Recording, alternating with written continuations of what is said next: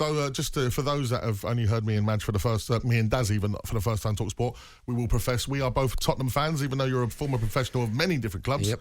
You get to play Except for Spurs. yeah. Except Spurs. As a Spurs fan, Darren, you want Conte to stay, right? 100%. 100%. He needs a full opportunity to try and win Spurs this elusive trophy. Is he the right man to do that? Yeah, absolutely. Of course. I think, look at the transfer window last January, who he bought in, Bentancur, Kulusevski. I think we needed a little bit of flair, a little bit of match winners, brought those two in. And they are the two that can change a game. Kulusevski in particular. Bentancur's been unlucky with a few injuries, but Kulusevski, but even this season, you got to look at him. He goes against Leeds, goes against Bournemouth as well. Yeah, both of those. He looked at what Spurs needed. They needed match winners. Now I'm hoping he's looked at what Spurs need again. They need defenders. They need leaders in the back line, alongside Romero, who for me is a top 4 defender in my opinion. That he needs more. So I'm hoping that Daniel Levy backs him. That's the big question that we're going to ask. Is he going to back him because the contract situation? But they need to. We're caught between a rock and a hard place at the moment, because if Conte's saying, look, I'll see where we're at the end of the year, then I'll sign a new contract. Daniel Levy's then going, well, I can't invest 100 to 150 million pounds in January if you're not going to be here. Yep. So I still think he can. And you'll agree with me. I still think whether Antonio Conte's here anyway or not, we need to invest that kind of money, not to challenge for a title this season, but to be in among the top 4 still. I think we need a good 100 to 150 million. Well, let's have it right. You know, Cody Gakpo, we're going to be talking about later on during the show as well, signing for Liverpool. Yep. You know, their squad is better than ours already. Yep. And I said, don't write off Liverpool before the you were break. one of the first to say it. Why would you write off Liverpool when they've got that squad? You just can't. And they just added to it with Cody Gakpo. Yep. Can I just say, £37 million, and for the numbers that he's already done at PSV.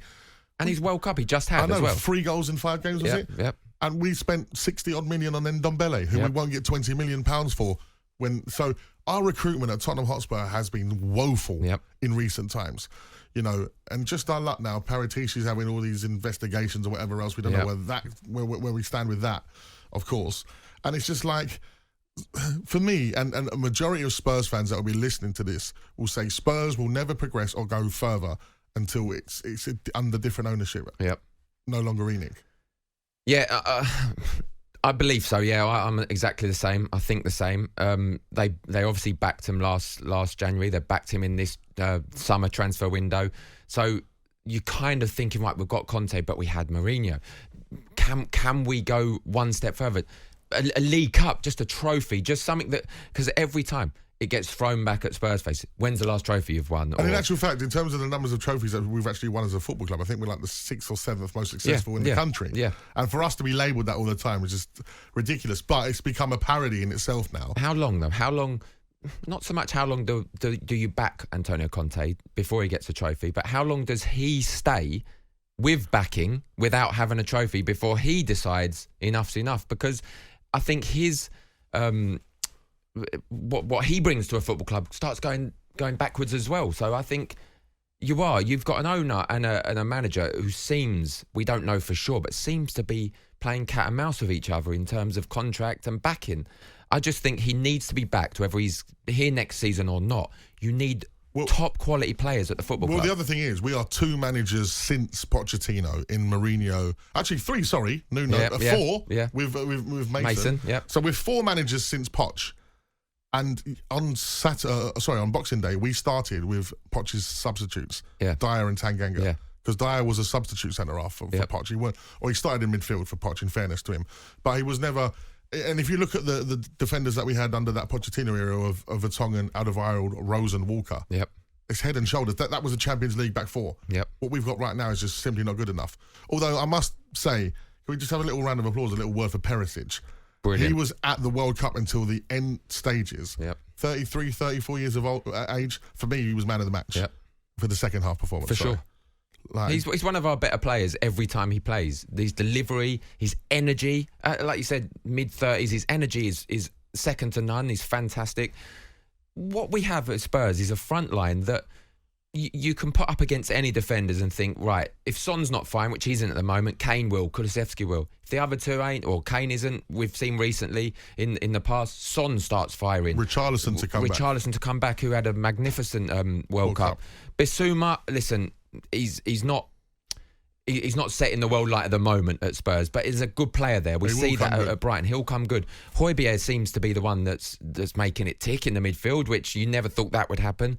The defence needs sorting. Now, if Antonio Conte is going to walk away, who knows? I hope he don't. You hope he don't.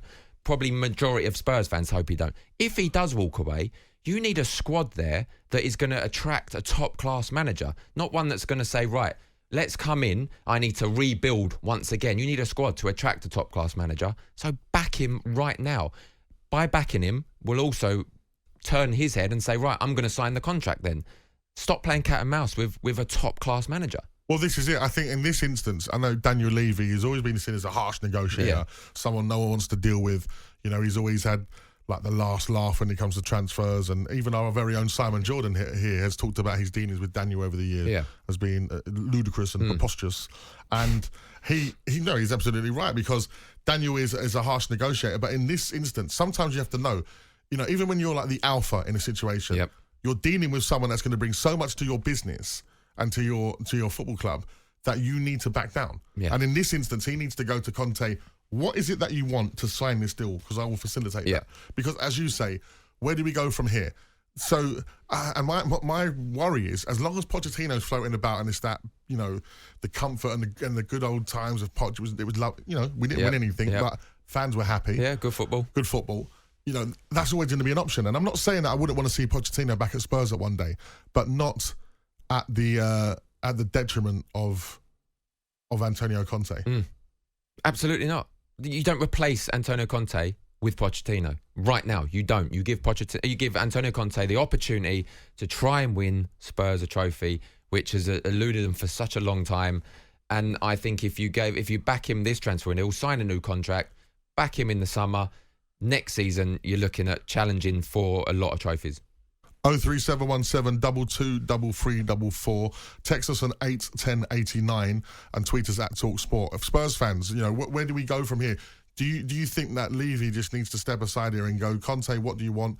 Or is there some onus on Conte having to just tell us where you're at?